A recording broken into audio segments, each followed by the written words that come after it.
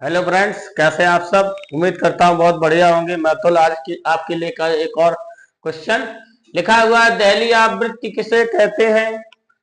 देखो, दहली आवृत्ति आपसे पूछ सकता है, बहुत ही इंपॉर्टेंट क्वेश्चन है इंटरमीडिएट की परीक्षा के लिए। लिखा है, प्रकाश की वह न्यूनतम आवृत्ति जिसके कारण धातु के पृष्ठ से इलेक्ट्रॉन का उत्सर्जन होने लगता है, प्रकाश की इस आवृत्ति को दहली आवृत्ति कहते हैं। इससे कम आवृत्ति होने पर धातु की सतह से कोई इलेक्ट्रॉन का उत्सर्जन नहीं होगा। आवृत्ति के इस मान को दहली आवृत्ति कहती है। मान लो हमारे पास एक कोई मेटल है, दैट इज ए मेटल। देखो, यहां से हमारे पास कोई यूवी किरण है, वहां से अल्ट्रावायलेट किरण यहाँ से आ रही है और हमारे किसी मेटल पे टकरा रही है। क्या है ये? इसका नाम है मेटल। इससे टकराती हैं तो इसके इलेक्ट्रॉनों के उत्सर्जन के लिए एक निश्चित आवृत्ति होनी चाहिए।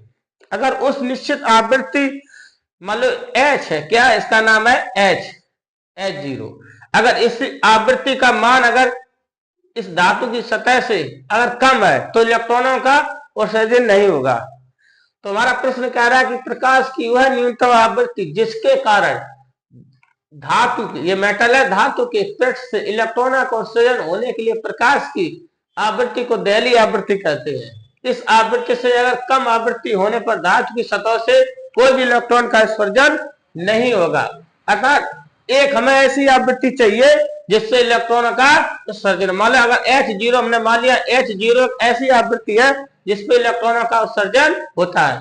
अगर इससे ये कम है, मान लो H0 से अगर ये कम है तो हमारा इसमें से धातु की पृष्ठ है उसमें से इलेक्ट्रॉन का उत्सर्जन नहीं होगा। तो इसी आवृत्ति के मान को दहली आवृत्ति कहते हैं। थैंक यू दोस्तों, वीडियो को ज्यादा शेयर करें, लाइक करें, सब्सक्राइब करें। Thank you.